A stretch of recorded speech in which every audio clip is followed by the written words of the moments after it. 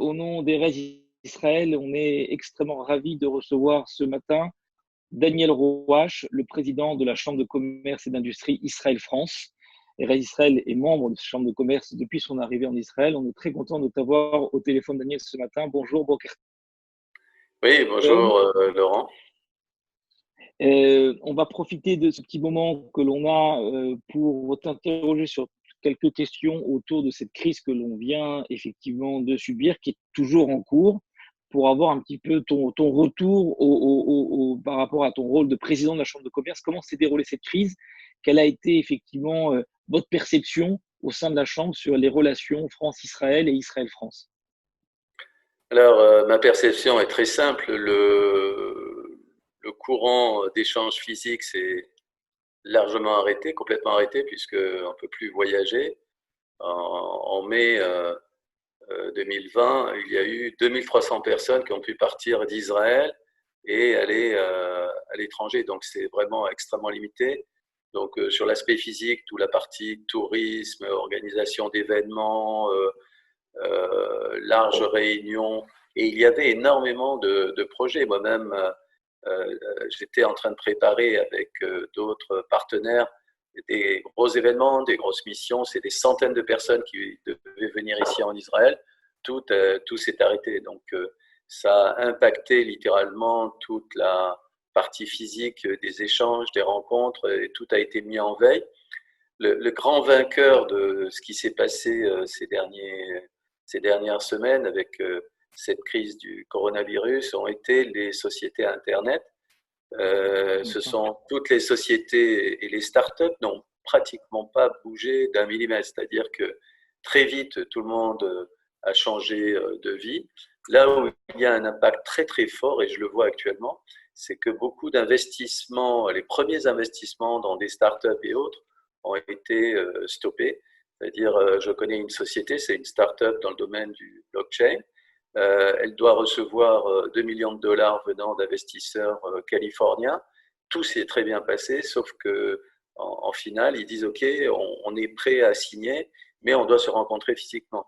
On n'est pas passé encore au tout digital, et donc on assiste à une mise en parenthèse de la situation. Mais de D'accord. toute manière, les Israéliens, et c'est la réalité, tout le monde est très optimiste pour le futur, puisqu'il va y avoir dès le mois de juin, juillet, une phase de rattrapage, et tout va rentrer dans la normale à partir du mois de septembre.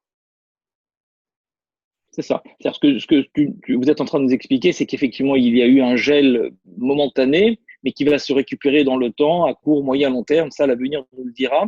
Du coup, par rapport à la France, Daniel, euh, pensez-vous qu'il va y avoir du coup un réchauffement ou un refroidissement post-corona, ou cet effet-là corona n'aura pas véritablement d'effet ou de conséquences sur les relations entre la France et Israël? On entend parler d'une vague d'Aliyah très forte. Est-ce que cela peut effectivement être un point à surveiller à court moyen terme? Pour être honnête, et je le suis avec votre société, euh, je ne crois pas à une croissance très forte de l'ALIA venant spécialement de France, parce que les Français savent pertinemment que lorsqu'ils arrivent en Israël, il faut qu'ils arrivent à gagner leur vie et avoir des emplois.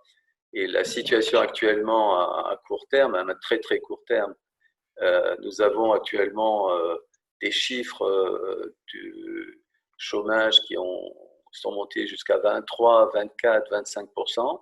On sait que ça va diminuer jusqu'à 12, 15%, mais pour que des offres d'emploi, des emplois puissent être très facilement disponibles, comme ça a été le cas, pas très facilement, rien n'a jamais été facile ici en Israël, mais relativement facile, puisqu'on est arrivé à un moment donné à un taux pratiquement de plein emploi. On n'avait que 3 à 4% de chômage.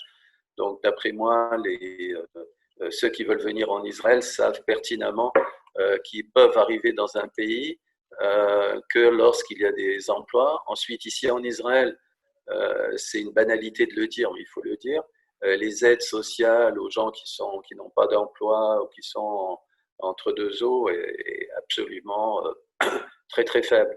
Donc moi je ne crois pas à court terme à une alia massive comme c'est annoncé on annonce des chiffres de 50 000 personnes qui viennent. Ce qui est certain, c'est que très probablement, si les choses s'arrangent, en 2021, beaucoup de Français juifs viendront en Israël parce qu'ils ont compris que Israël, c'est quand même un pays qui maintenant a un niveau de vie qui dépasse dans certains cas la France, qui dépasse la France sur le plan, peut-être pas pour les Juifs de France qui, dans certaines couches sociales, ont des moyens très élevés, mais globalement, la situation en Israël sur le plan économique, industriel est bonne. Le coût de la vie est très cher. Et il y a un autre goulot d'étranglement, on en parle très très peu, mais l'administration israélienne ne laisse pas, vous savez, tous les gens qui veulent faire leur aliyah doivent remplir des papiers, aller dans des ministères. Il y a tout un parti opérationnel qui est presque à l'arrêt. Donc, d'après moi, il faut être très réaliste. Nous allons avoir une progression, mais nous n'allons pas avoir un raz-de-marée français ici, de Juifs de France ici en Israël. D'après moi, c'est de l'ordre du bon vouloir de certaines personnes, mais ça correspondra pas à une réalité. On reprendra, si vous voulez, une fois que cet enregistrement sera fait, on le réécoutera dans un an et vous allez voir que j'ai peu de chances de me tromper. Écoutez, merci infiniment Daniel pour ces propos à la fois clairs et rassurants à la fois sur effectivement la résistance d'Israël, en tout cas d'un point de vue économique, sur l'activité des startups, sur l'activité de la cybersécurité, sur votre vision. Encore une fois, au nom des Restes Israël, je vous remercie très chaleureusement pour avoir pris quelques minutes pour nous parler et nous donner ce message-là. Je vous souhaite une très bonne journée, prenez soin de vous et à très bientôt Daniel. Merci Laurent.